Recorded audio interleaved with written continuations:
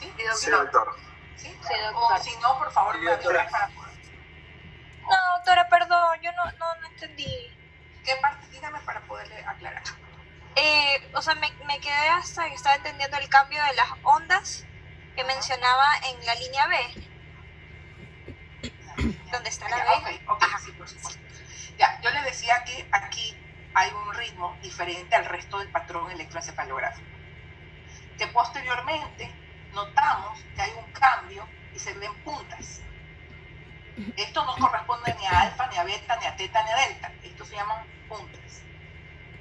Luego vemos que este ritmo es sostenido y luego comienza a cambiar este mismo ritmo a ponerse en todo el registro electroencefalográfico. ¿Sí ven?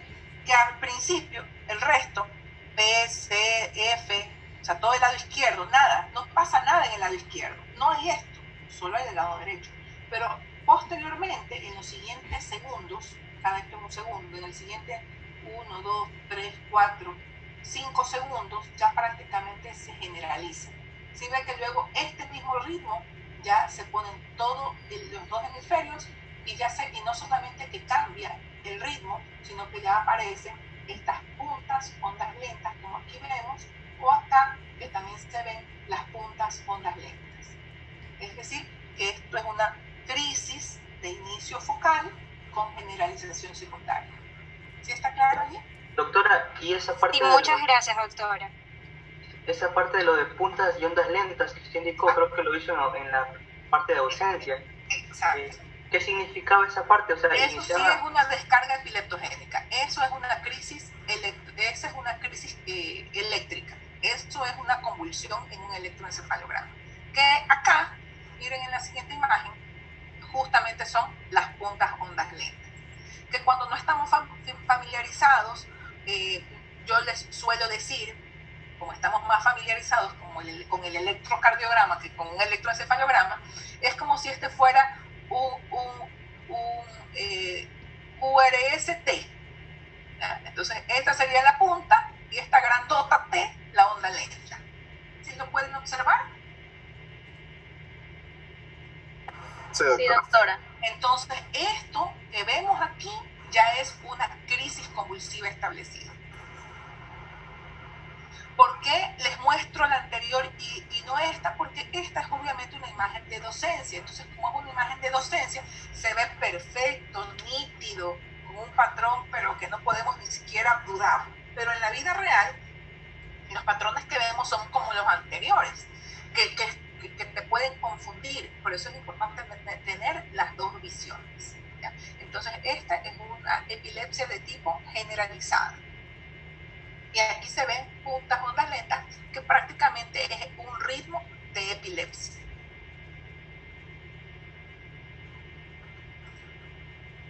Listo. Acá observamos, ¿qué observamos? Alguien, por favor, que me diga. Las puntas generalizadas.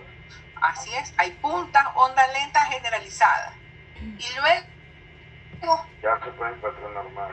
ya se pone Patrón normal. normal. Entonces es una crisis que se terminó. No tenemos el inicio de crisis, tenemos ya el registro de una crisis generalizada y luego que ya cambia el patrón. ¿Y a qué patrón cambia? Vamos a ver a qué patrón cambia. Comencemos a contar. 1, 2, 3, 4, 5, 6, 7, 8. Aparentemente pasó a un ritmo alfa. Veamos acá. 1, 2, 3, 4, 5, 6, 7, 8. Aparentemente a un ritmo alfa. ¿Ya?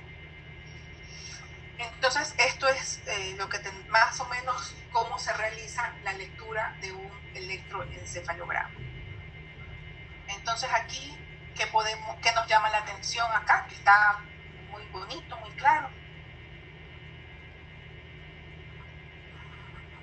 ¿Dónde se encuentran las puntas?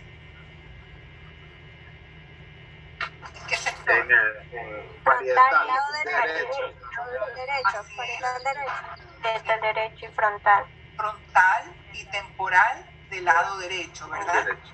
Aquí los registros son entre dos electrodos. Miren, F8, SP2, SP2, T8. ¿Cuál es el que se repite aquí? SP2, el parietal. SP2. SP2. Entonces, es justamente allí el sitio de descarga epileptogénica. ¿Para qué nos serviría? Además de tener el conocimiento de que ese es su sitio de descarga. Primero, porque existen drogas o medicamentos que se usan más en las focales, unas que son más para focales y otros medicamentos que son más para las generalizadas, que ya mismo lo vamos a ver. Eso primero. Y segundo, digamos que es un epiléptico refractario, es decir, que a pesar de los tratamientos que se le ha dado, este paciente no logra controlar sus crisis convulsivas. ¿Cuál es la siguiente opción luego? La siguiente opción es una opción quirúrgica, pero no se puede hacer una opción quirúrgica a ciegas. Además de observar en un estudio de imágenes que allí hubiera alguna alteración, en caso de no hacerlo y se quiere hacer una resección, se sabe específicamente dónde ir a buscar. ¿Ya? Entonces, para todo esto nos sirve conocer el electroencefalograma y poder determinar el foco. Lo mismo voy a ver en la siguiente. Aquí está, este patrón ya lo hemos visto, que no nos olvidamos. ¿Qué patrón es? Generalizado. Punta onda lenta generalizada. Aquí, ¿qué me llama la atención? Que cuando es focal, secundariamente generalizado, primero comienzo a tener unos cambios por aquí o por acá y luego se van distribuyendo en el resto del registro, ¿verdad? Pero aquí no, tenía un patrón y luego hay un cambio brusco a generalizado. Entonces esto es una epilepsia generalizada, pero que de inicio es generalizada. ¿Sí? Muy bien. Entonces, ¿hasta allí alguna pregunta? No, doctora. Entonces vamos a pasar ya al tratamiento. Voy a tratar de hacerlo rápidamente, esto del tratamiento, pero no podemos llegar al tratamiento si no les menciono algunos datos sobre la fisiología neurológica, pero cosas muy puntuales, que recordemos que nosotros necesitamos mielina para que se pueda ejecutar de una manera adecuada esta teoría saltatoria con respecto a la propagación de cada uno de los impulsos nerviosos, y que para que esta propagación se dé necesitamos que los canales de sodio se abran de manera adecuada para que pueda ejecutarse la propagación del impulso nervioso. Y que nosotros tenemos una neurona que es presináptica, que va a estar cargada con vesículas de neurotransmisores, los mismos que en un momento determinado van a dar o van a hacer que estos neurotransmisores salgan a la hendidura sináptica y se unan hacia los receptores de los neurotransmisores en la neurona postsináptica, generando que se mantenga este flujo químico y energético. Entonces, esto para recordarles la importancia de los movimientos o de los flujos tanto de sodio como de potasio. Recordemos la sodio-potasio ATPasa, donde vamos a ver este intercambio de sodio por potasio con uso energético, pero que dentro de todo este proceso no nos debemos olvidar del calcio, que también toma un rol importante.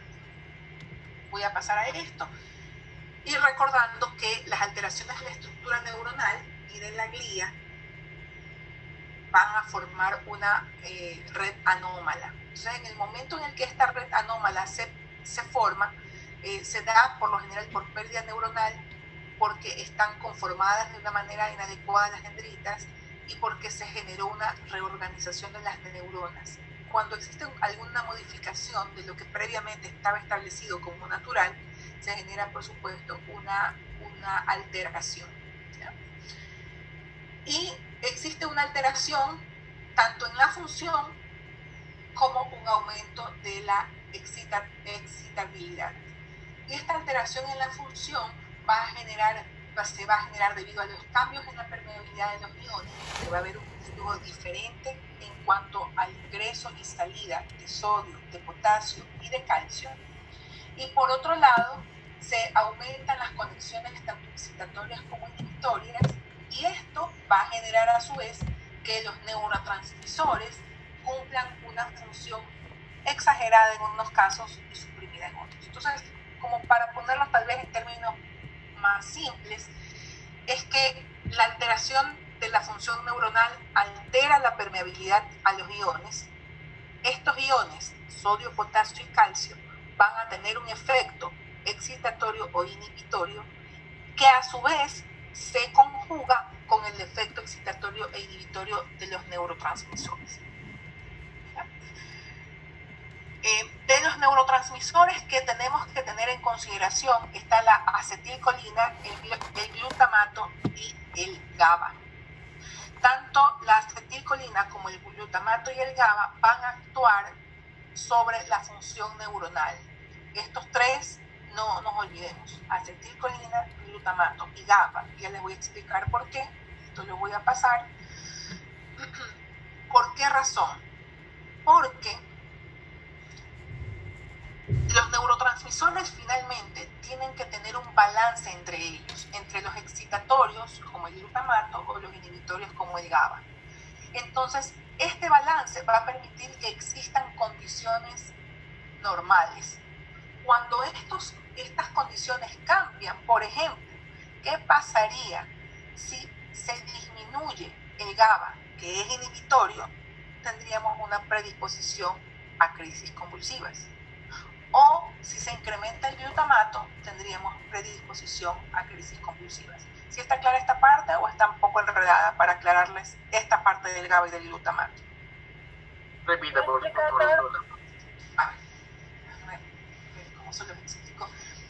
Tiene que haber, así como en la coagulación están los procoagulantes y anticoagulantes, y que todos tienen que funcionar de manera equilibrada para que ni se formen trombos ni exista hemorragia, ¿verdad? Existe eso de manera general. Lo mismo ocurre con el tema de los neurotransmisores. Tenemos unos que son excitatorios y tenemos otros que son inhibitorios. Para que todo funcione bien, tienen que existir un balance entre estos. ¿Hasta ahí estamos claros? Sí. Ok. Entonces, les voy a poner el ejemplo del GABA y del glutamato. El GABA puede funcionar como inhibitorio, es decir, suprime las convulsiones. El inhibitorio. Y el glutamato como excitatorio, es decir, que genera crisis. Entonces, ¿qué pasa si el inhibitorio yo lo suprimo? ¿Hacia dónde se va a ir la balanza? Hacia incrementar el glutamato. Exacto, y va a ser excitatorio. ¿Ya? ¿Qué pasa si por alguna razón se estimula más el glutamato? Entonces va a haber predisposición a crisis. Entonces la balanza se va a inclinar hacia que se genere en crisis. ¿Sí está claro hasta allí? ¿Para qué sirve esto? ¿Okay? ¿Para qué sirve esto? Para conocer algo acerca de los anticonvulsivantes y saber que estos anticonvulsivantes tienen que actuar ¿dónde? En canales de sodio, en canales de calcio, en canales de potasio. Algunos potencian GABA y otros antagonizan ácido glutámico o glutamato. ¿Está claro allí? Sí. Sí, doctor. Entonces, ¿por qué es importante?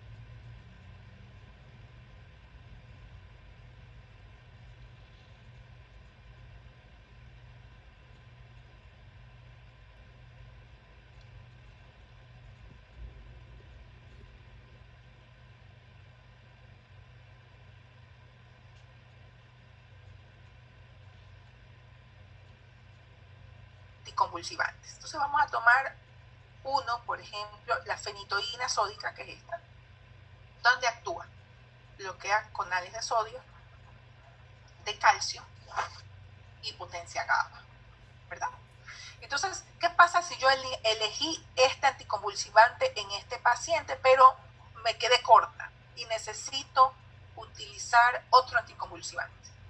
Lo lógico no va a ser que tenga los mismos targets, los mismos sitios de acción, sino que buscar otro que complete los otros sitios de acción para que se genere un mejor efecto anticonvulsivante. Por ejemplo, se me ocurre a mí, levetiracetam, que modula potasio, que no tiene la fenitoína, que potencia GABA, igual que la fenitoína, pero que también antagoniza ácido glutámico. Entonces, lo que trato de explicarles es que tenemos que conocer cuáles son los sitios donde actúan o cómo actúan los anticonvulsivantes para al momento de elegir un siguiente anticonvulsivante, más bien se potencien sus efectos y no se supriman. ¿Sí? Pero para su uso tenemos que tener claro dónde queremos que actúen. Por eso les hice esta introducción de fisiopatología, de la importancia de conocer dónde actuaban cada uno de estos electrolitos y algo en relación a los neurotransmisores. Entonces, por ejemplo, les sigo poniendo un ejemplo, oxcarbazepina actúa en el sodio, en el calcio y en el potasio. Entonces, si yo a esta oxcarbazepina quiero combinarla, no va a ser tan buena cosa combinarla, por ejemplo, con fenitoína.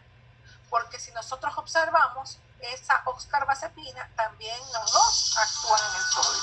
Perdón. Los dos actúan en el sodio y estamos potenciando el mismo sitio de acción. Sino más bien buscar otro anticonvulsivante que complete los otros sitios de acción para potenciar su efecto. ¿Sí? ¿Sí está claro? Por esa misma razón es que cuando nosotros queremos combinar carbamazepina con fenitoína, pues no nos va a ir muy bien porque estábamos actuando sobre los mismos sitios de acción. Siempre busquemos un anticonvulsivante que sea un complemento y no que más bien se saturen esos receptores. ¿Está claro cómo más o menos se tiene que proyectar el tratamiento? Sí, doctor. Sí, doctora. Sí, doctora. Entonces, ahora sí voy a hablar pues, un poco más rápido para poder terminar el tema del tratamiento. La base del tratamiento va a consistir en controlar las crisis lo más rápido posible, por eso tenemos que saber elegir adecuadamente el medicamento. Tenemos que dar soporte de las funciones vitales y tratar las complicaciones en caso de que se presentaran. Tenemos que identificar y tratar los factores precipitantes y tenemos que controlar de una forma crónica las crisis. Pero el tratamiento en general lo podemos dividir en 3 momentos. El momento de tratar una crisis, el momento de tratar un estatus, que es otra cosa, y el momento de ya tratar el paciente que ni está convulsionando, ni está en un estatus, pero ya es un paciente que lo hemos considerado tiene epilepsia. Entonces, ¿qué hacemos con la crisis convulsiva? Nosotros tenemos que conocer qué no hacer, más bien, ante una crisis. Porque no todas las crisis tienen que ser manejadas en un hospital, ni todas las crisis necesitan utilizar anticonvulsivantes o benzodiazepinas posteriormente. Primero, si alguien tiene una crisis convulsiva, pues lo más adecuado, como aquí está en esta imagen, es recostar al paciente si es posible en el piso, ponerlo de lado para evitar la broncoaspiración, aflojar de pronto cinturones o algo que estuviera molestándolo al paciente si es que fuera necesario, sino proteger la cabeza de que no se lesione al momento de generar los movimientos repetitivos, ¿sí? Y no es adecuado abrir la boca y colocar un material metálico o palillos o bajalenguas en la boca, sino más bien ponerlo de lado para tratar incluso que la lengua adopte otra posición y evitar que se lesione. Tomarles los signos vitales y esperar a que la crisis pase. ¿Por qué esperar? Porque como ya mencionamos en el concepto, una crisis es autolimitada. En realidad, una crisis, desde el momento en el que se presenta hasta que termina, por lo general serán 1 o 2 minutos. Por eso es importante que alguien tome el tiempo, porque si no tomamos el tiempo con un reloj, lo que nosotros vamos a pensar es que han pasado 10 minutos, cuando en realidad han pasado 1 o 2 minutos. ¿Ya? Entonces, lo primero es evitar que el paciente se lesione y no colocar nada en la boca, absolutamente nada en la boca. En el caso de, esta es una ilustración que me pareció bastante interesante, por lo simple y correcta que es mantener la calma, no sujetar a las personas, en este caso al niño, ni tratar de detener sus movimientos, y eso es muy común, que las personas se ponen sobre quien convulsiona, con la intención, por supuesto, de que no se lastime, pero al hacerlo está evitando que tenga un buen flujo de oxígeno, porque pudiera sin querer hacer compresión torácica, puede lastimar alguna de sus extremidades. También es muy común alar un dedo, alar una mano o hacer algún otro tipo de maniobras que no son necesarios. ¿Ya? Sí, si es que está sentado, tratar de recostarlo en el piso, colocar algo bajo la cabeza para evitar que se lesione, aflojar la ropa y esperar a que pase. Entonces eso es lo que va a pasar en una crisis. Esa crisis tiene que durar menos de 5 minutos. Si en menos de 5 minutos el paciente deja de convulsionar y luego de eso entra, por supuesto, en un estado postvital, hacemos acompañamiento, nos aseguremos que esté saturando bien o que esté respirando bien, que tengan los signos vitales dentro de lo estable, vemos la frecuencia cardíaca que ya tiene que ir disminuyendo y nada más, nada más. Pero ¿qué pasa si esta crisis se prolonga? Si esta crisis se prolonga, pues ya necesita una atención mayor, una atención médica, y probablemente ya tenga que acudir a un lugar de atención, a un hospital. Y lo que podemos hacer en ese momento es colocar una vía periférica solo colocar, cuando no se tenga un glucómetro a la mano, sobre todo ustedes que van a ir a la rural luego, cuando no se tenga un glucómetro a la mano, se puede utilizar 25 gramos de glucosa, que se pueden obtener de dextrosa al 10%, de dextrosa al 5% o de dextrosa al 50%, cuando no se tiene un glucómetro. ¿Por qué? Más tiamina. ¿Por qué? Porque antes las crisis convulsivas eran frecuentemente se daban en pacientes con alcohólicos. Y una de las cosas que ocurría es que se generaba hipoglicemia y el paciente convulsionaba. Actualmente, con los glucómetros, ya no es necesario colocar la glucosa de inmediato. Lo que sí es necesario es hacer una glucosa capilar.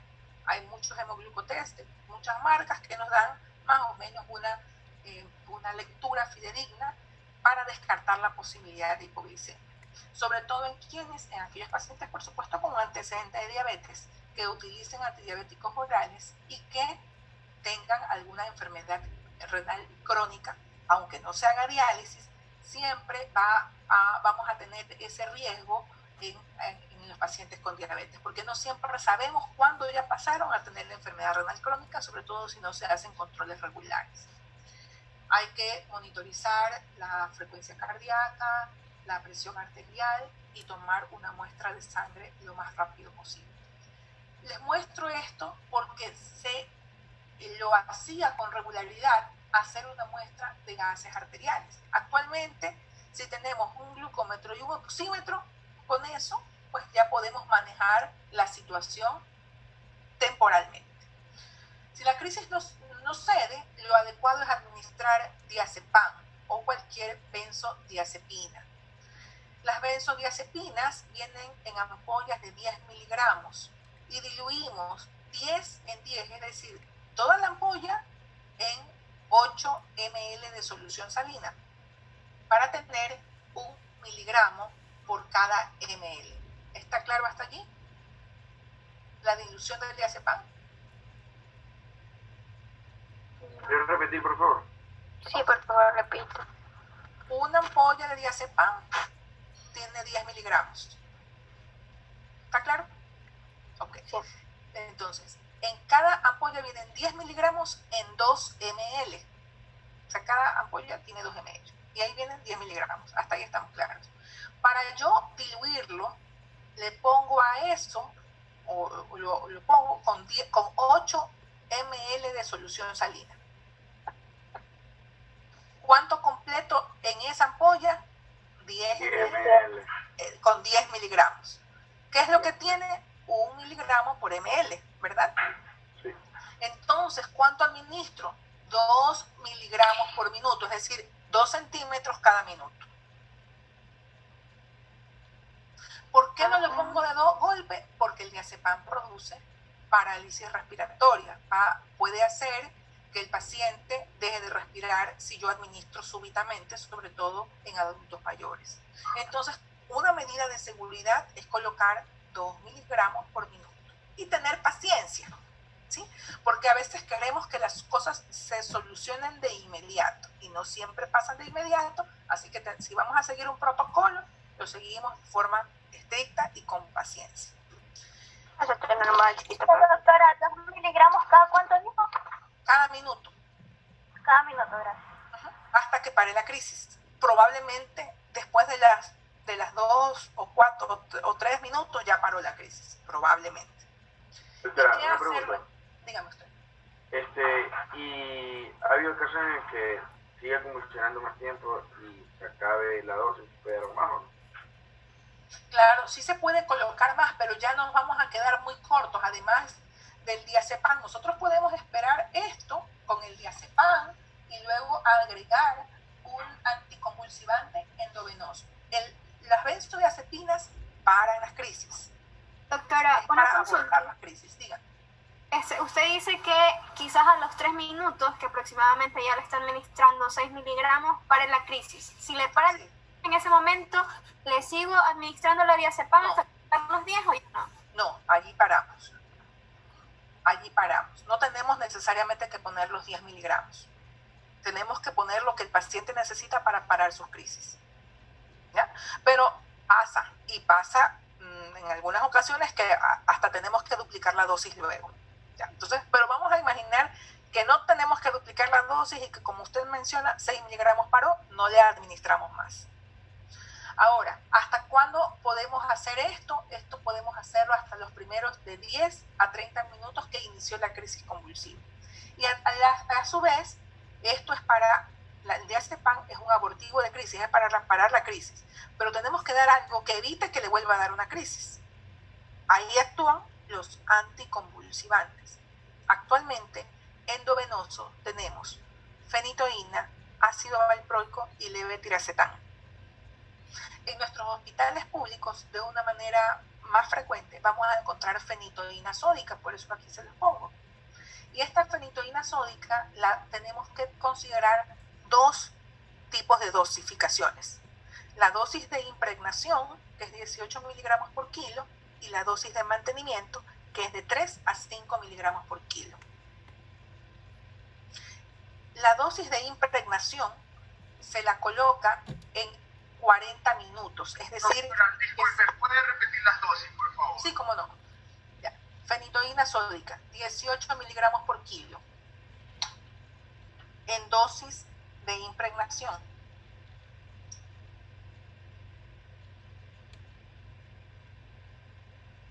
Y 3 a 5 miligramos por kilo, dosis de mantenimiento.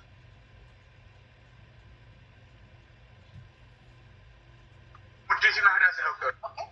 Entonces, esto lo colocamos para evitar una siguiente crisis. Entonces, con eso probablemente pare. No solamente podemos utilizar fenitoína, también podemos utilizar ácido valproico y también podemos utilizar levetiracetam. De no pasar la crisis y ya estamos llegando prácticamente a la media, ha pasado ya media hora que le hemos administrado todo y el paciente sigue convulsionando, entonces ya tenemos que pasar a utilizar otra benzodiazepina. En este caso, lo que podemos utilizar es midazolam.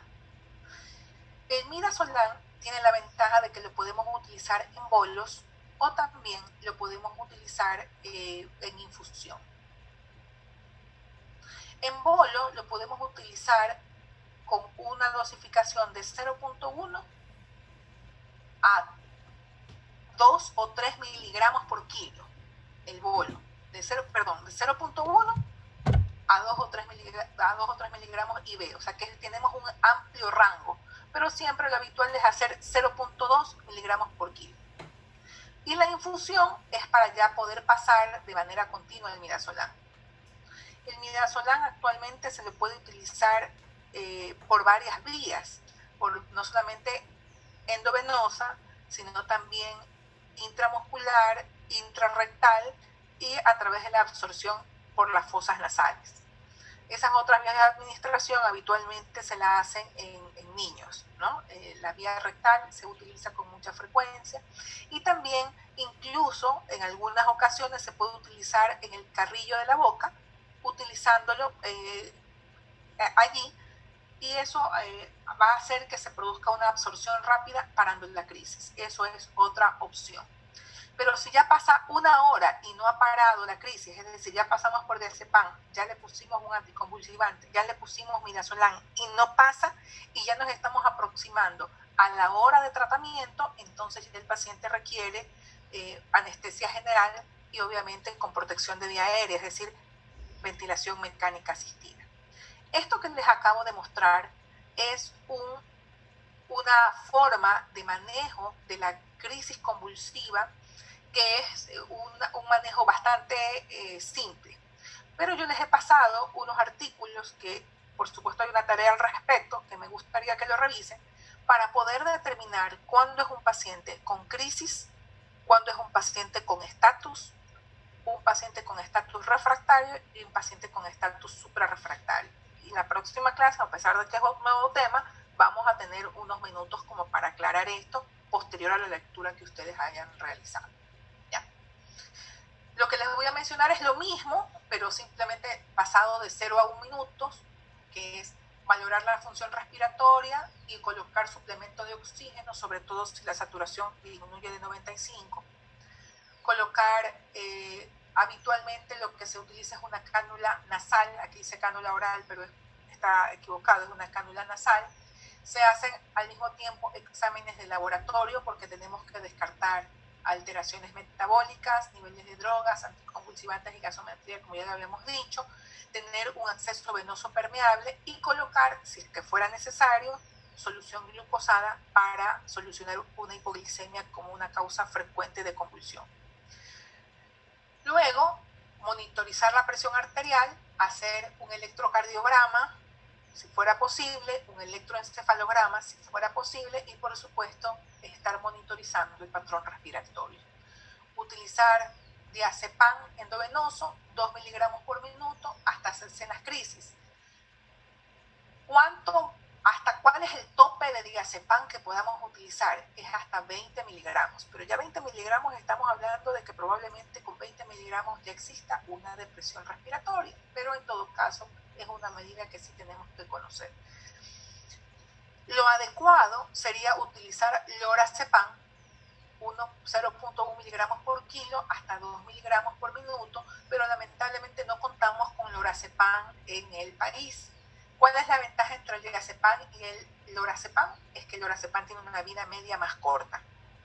Y si nosotros quisiéramos hacer una evaluación del estado neurológico, específicamente del nivel de conciencia de los pacientes posteriormente, con diazepam tenemos que esperar a veces hasta 48 horas para hacer una adecuada evaluación. Con lorazepam tenemos que esperar minutos.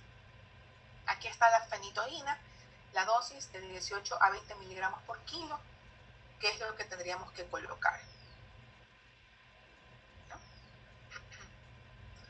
Ahora, ¿qué es específicamente un estatus?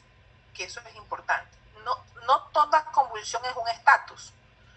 Se convierte en un estatus cuando existen crisis persistentes por más de 30 minutos. Yo les indicaba de que una crisis se autolimita.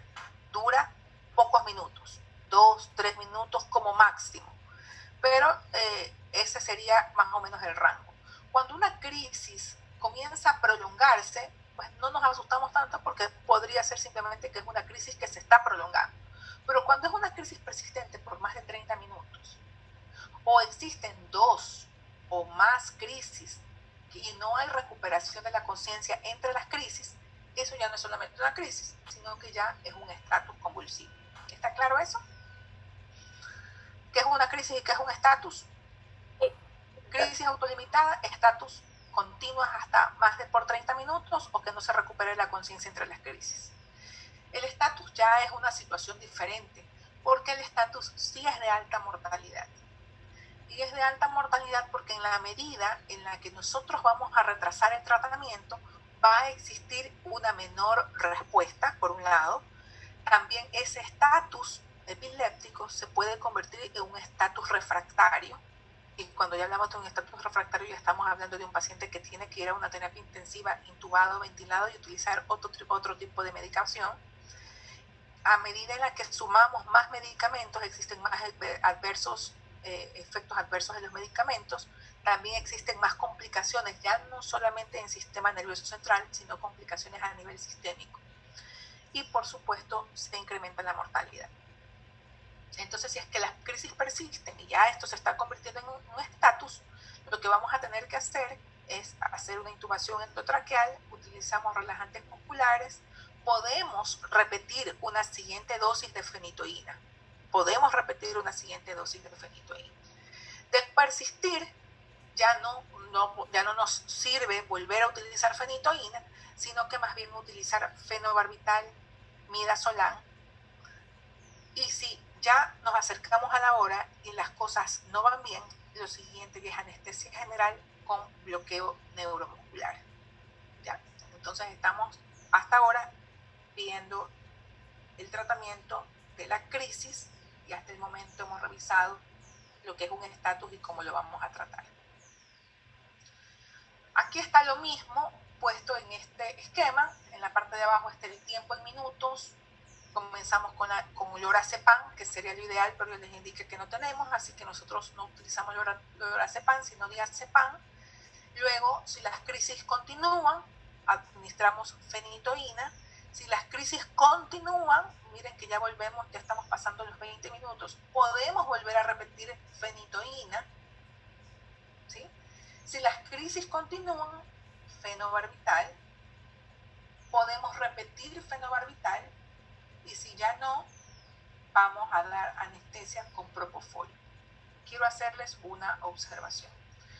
Como nosotros no tenemos a la mano fenobarbital de una manera tan rápida de poderla conseguir, lo que hacemos habitualmente es hacer una dosis de fenitoína, si no pasa, repetir fenitoína, y si no pasa, pasar inmediatamente a midazolam.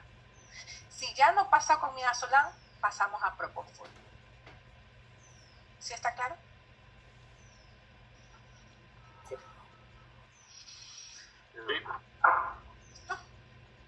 Entonces, poco ilustrando que si una crisis dura, un estatus dura menos de 60 minutos, entonces la mortalidad no es tan alta. Pero si es más de 60 minutos, exponencialmente la mortalidad se incrementa. ¿Ya? Se incrementa de manera importante. Entonces, ¿qué pasa con el estatus refractario? En el estatus refractario ya no lo podemos manejarlo en una emergencia, tiene que ir a una unidad de cuidados intensivos, tiene que tener el paciente estar intubado, con asistencia respiratoria, monitorizado con electrocardiograma o un monitoreo continuo, y en lo posible hacer un electroencefalograma ya en la UCI. Colocar un catéter central o arterial si es que se considera necesario, pero lo que sí tenemos claro es que tenemos que ya tenerlo en infusión continua con midazolam. Y allí están las dosis de 0.2 miligramos por kilo en bolo, seguido de 0.75 a 10 por kilo por minuto, y es lo que vamos a utilizar. Entonces, ya allí el midazolam ya no lo utilizaríamos en bolo, sino en infusión continua. De no ayudarnos el midazolam, podemos combinarlo también con propofol, que es una combinación frecuente, midazolam y propofol, y la dosis del propofol es de 1 a 2 miligramos por kilo, ¿ya? Seguido de 2 a 10 miligramos por kilo por hora. Pero esto es infusión continua. Probablemente, si el paciente requiere otro tipo de medidas, por ejemplo, que tenga hipotensión, el propofol, la administración de propofol puede generar hipotensión sostenida, incluso ser necesario utilizar drogas inotrópicas como la dopamina y la dobutamina en el caso de que sea necesario. Entonces, hasta allí es lo que les puedo comentar con respecto al estatus refractario. Pero la verdad es que la información actual nos abre muchas otras posibilidades de tratamiento y que quiero quiero realmente que ustedes las revisen en el transcurso de los siguientes días, hasta la próxima clase que nos volvamos a ver y poder conversar unos 10 minutos al respecto para luego pasar al siguiente tema. Ahora, hasta allí hemos visto crisis y estatus. Pero ¿qué pasa con el paciente que tiene epilepsia? Y con esto ya terminamos. Con el paciente que ya salió de la emergencia, que ya no está en la terapia, que ya está en su domicilio, pero es un paciente que tiene epilepsia, ¿cómo tratamos a este paciente con epilepsia? Entonces aquí hay algunas pautas para poder elegir el paciente con epilepsia, y es que se tiene que tratar de elegir el medicamento adecuado.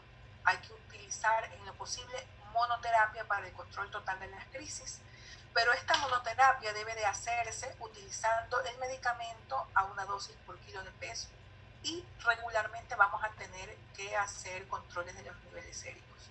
Si no se nos controlan o si no controlamos las crisis convulsivas, vamos a tener que agregar otro medicamento, pero tenemos que tener algunas consideraciones con respecto al perfil del fármaco, a la seguridad del fármaco y también los mecanismos de acción, y por eso era importante que ustedes tuvieran esa aproximación de la fisiopatología para que sepan que luego es importante elegir de acuerdo a eso, a ese patrón.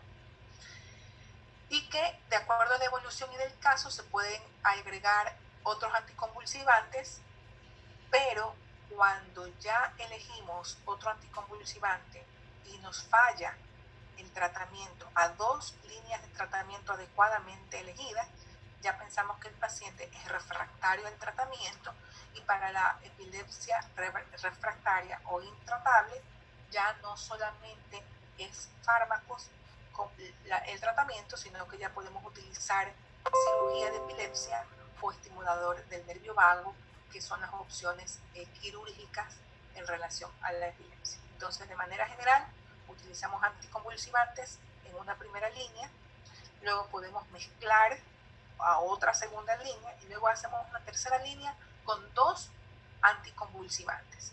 Si nos ha fallado a esas posibilidades, ya consideramos que el paciente tiene epilepsia refractaria. Y si tiene epilepsia refractaria, tiene que ir a una cirugía de epilepsia. ¿Listo? Entonces, hasta allí, no sé si nos queda más tiempo, creería que ya no. Solamente como para ilustrar esto, sepan que aquí en Ecuador, si hacemos cirugía de epilepsia, que utilizamos la cirugía de resección. Aquí les voy a poner esta imagen nada más del algoritmo del tratamiento de epilepsia refractaria, solo para que tengan la idea completa. Es que utilizamos una primera dosis como monoterapia, luego vamos a una segunda monoterapia o una politerapia, que son 2 medicamentos adecuadamente elegidos, bien tolerados, a dosis apropiadas, con niveles séricos apropiados, y si aún así el paciente no responde, ya se lo evalúa como un paciente con epilepsia refractaria.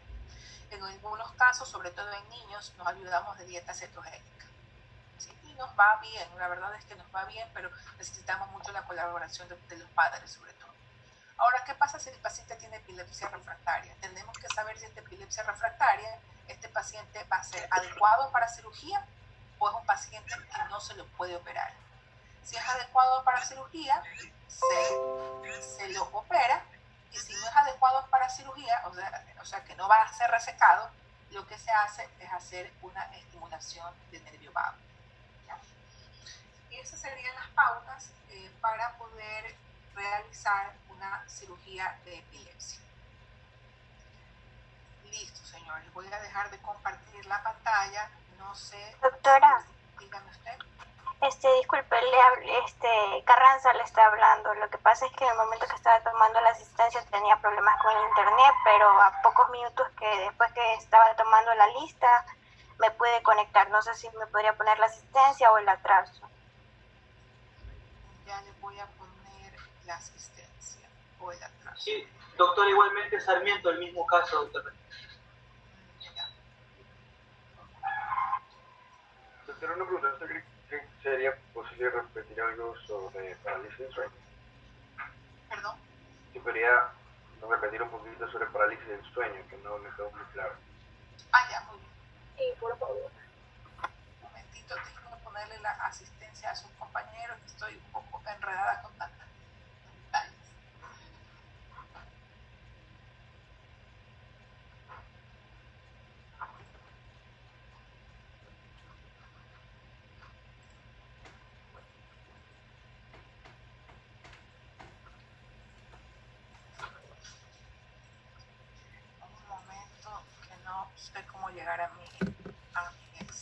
poderles poner la asistencia.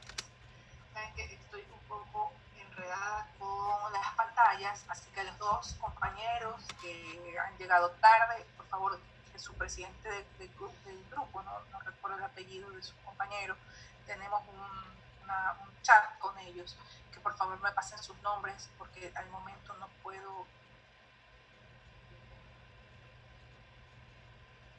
Estoy compartiendo pantalla. Ya, correcto. Déjenme dejar de compartir la pantalla, que no sé cómo hacerlo. Ya, creo que ahí ya me descompliqué. Un segundo.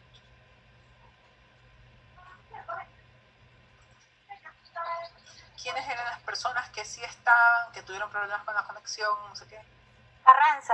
Carranza Figueroa. Carranza Figueroa. Ok. Y Sarmiento, doctora. Gracias, doctora. Y Sarmiento.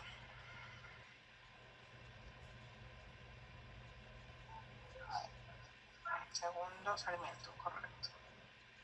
Ya. Entonces, y sí está también Calderón Melgar. Señor Calderón. No.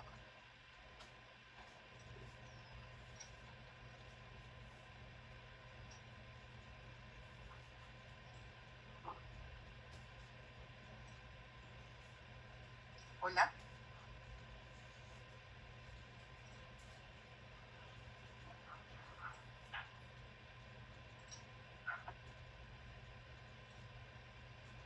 ¿Alguno de ustedes me escucha?